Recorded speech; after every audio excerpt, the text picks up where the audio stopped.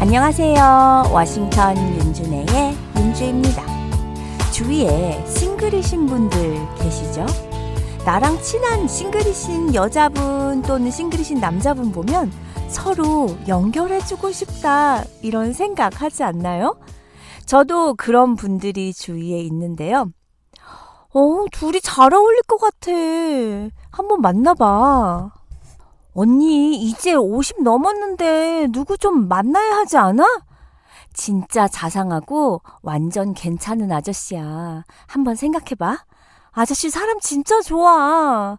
집 있어, 모은 돈도 좀 있어, 직업도 있어.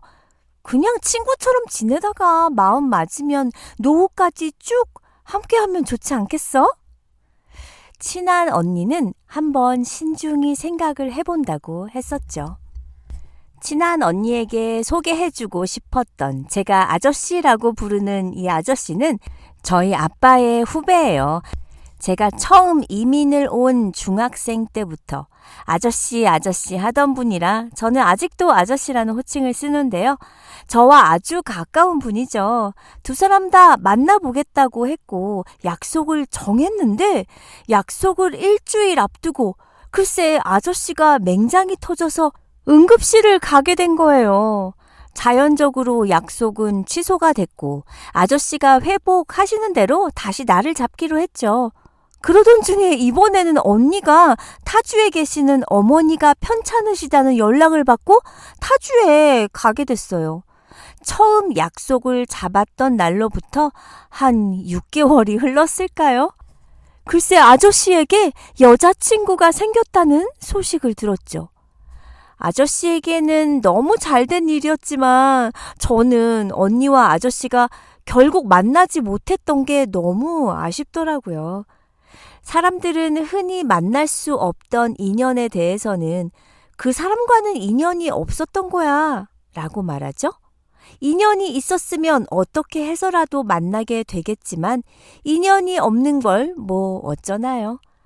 또 헤어진 인연에 대해서는 우리 인연은 딱 거기까지였어 라고 말하기도 하고요.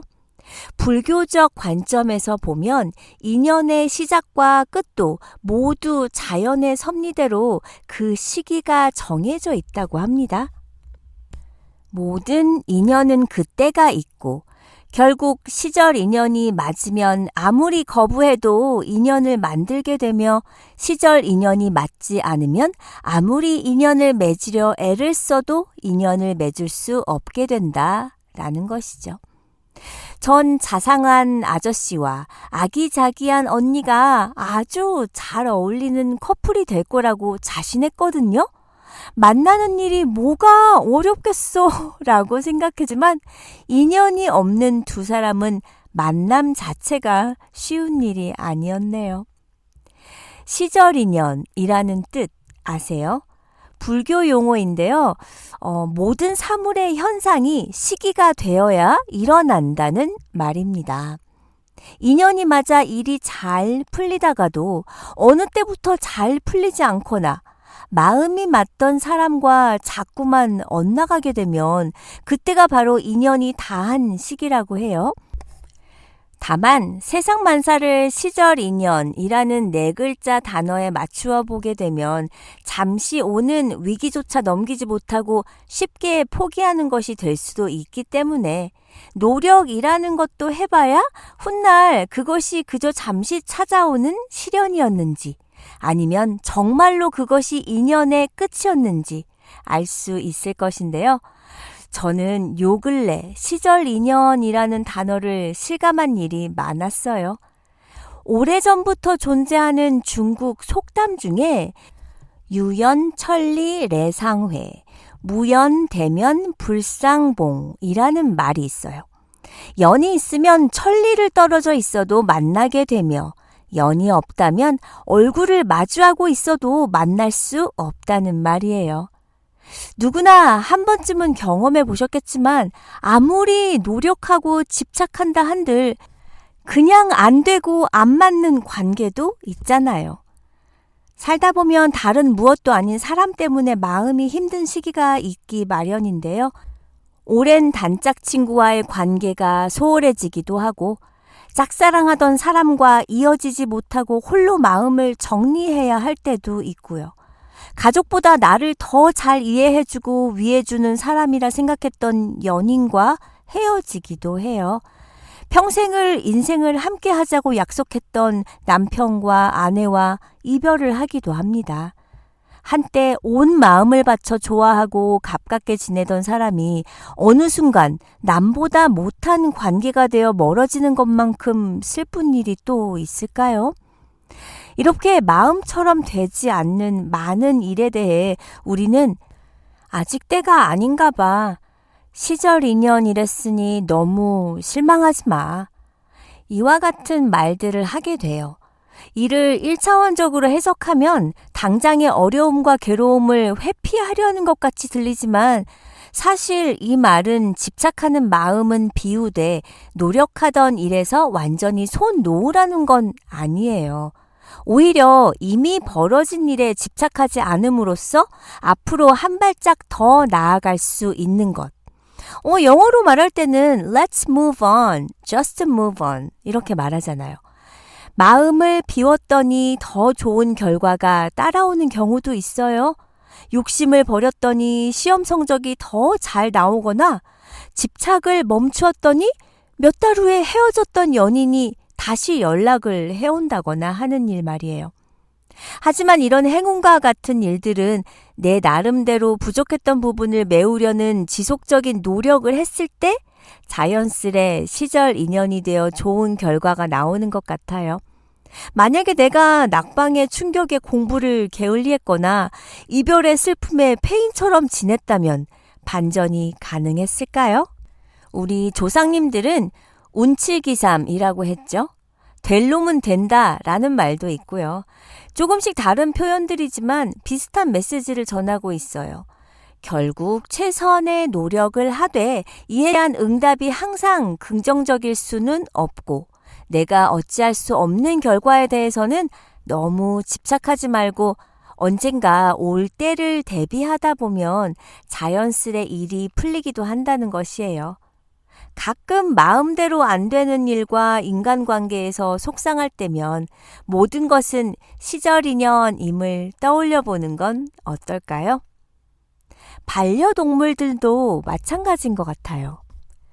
우리 어릴 땐 마당에 묶어놓고 키우던 개들이 집집마다 있었어요.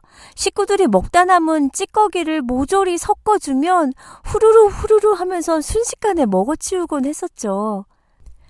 그 당시에 키우던 개들은 종류도 잘 못 알아볼 정도로 전부 믹스견이었던 것 같아요. 소위 똥개라고 불렀었죠.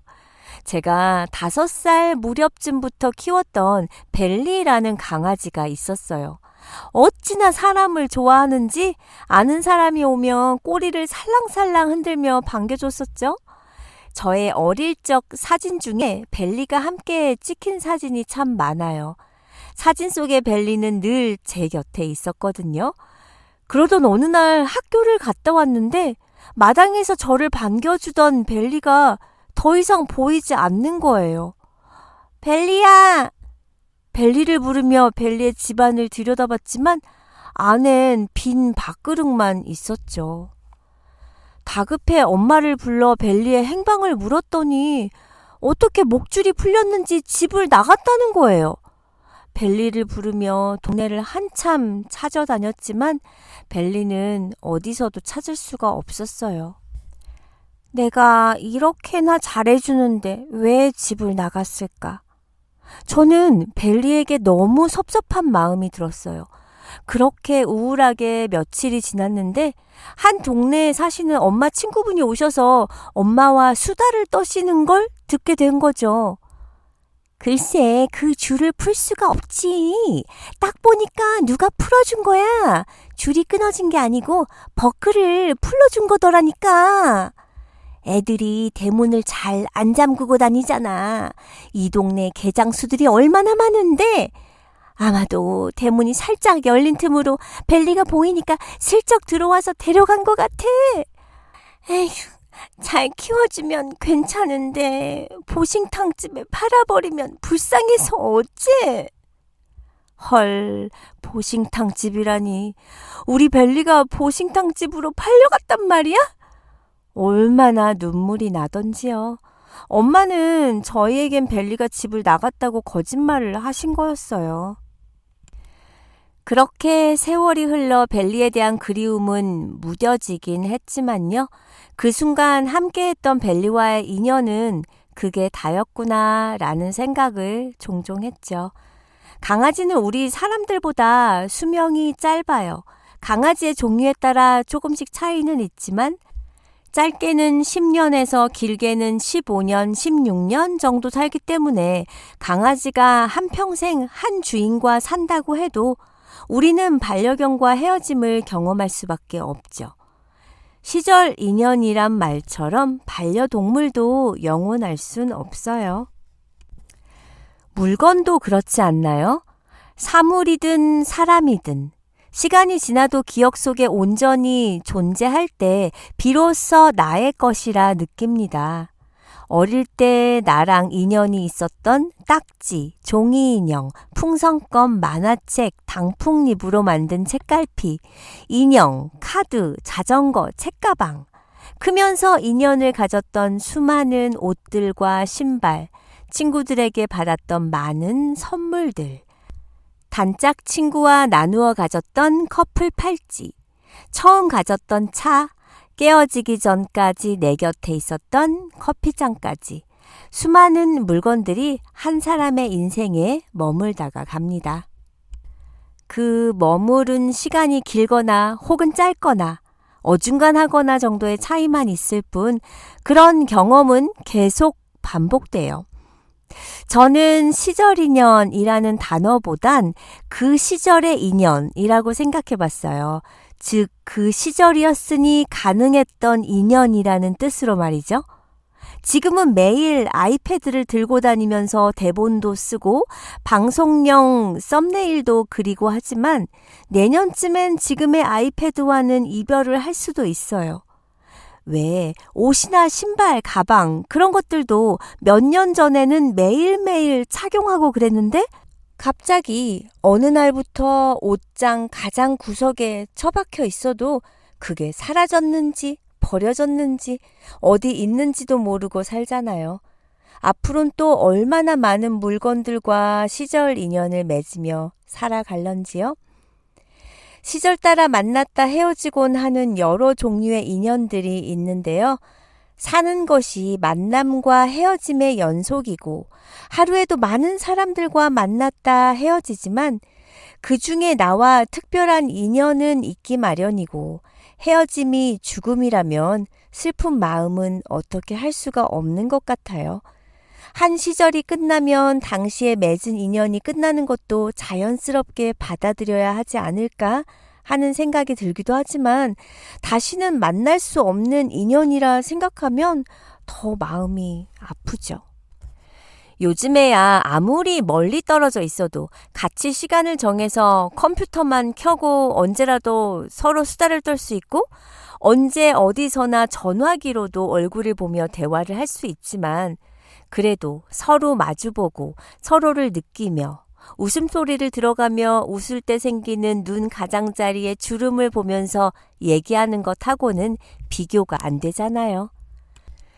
지금 내가 느끼고 있는 행복감이나 뿌듯함, 보고 싶어하는 마음 같은 것들은 온라인으로 다 전할 수는 없으니까요. 저는 은근 낯을 많이 가리는 성격 탓에 두루두루 많은 사람을 사귀지는 못해도 한번 마음을 터놓는 사이는 깊은 속내까지 보이는 편이고 그렇게 해서 만들어진 친한 친구들이 초등학교 시절부터 40대 후반인 지금까지 꽤 여러 명이 되는데요. 자주 연락이 없어도 잘 지내려니 하고 어쩌다 연락이 닿으면 더욱 반갑고 그러면서도 어색하지 않고 얼마 전에 본 것 같은 느낌을 주는 많은 친구들. 시절 인연들이 있어서 내 삶이 훨씬 기쁘고 풍요롭다는 생각을 합니다.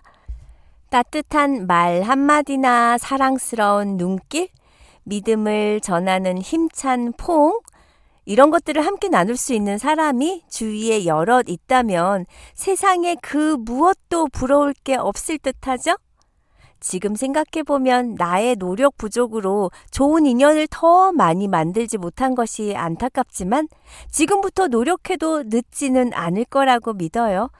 그때그때 주위 사람들에게 최선을 다하는 것이 상대방을 위한 것이 아니고 결국 나를 위한 거예요. 살아갈수록 사람과의 관계가 더없이 소중하다는 것을 깨닫게 되는데요. 한 사람 한 사람마다 내가 배울 것이 있고 나 또한 좋은 영향을 줄 수 있다면 정말 좋겠습니다. 저부터 누군가에게 시절 인연으로 되지 말고 오래 기억되고 함께하는 사람이 되었으면 좋겠네요. 우리는 다음 시간에 만나요.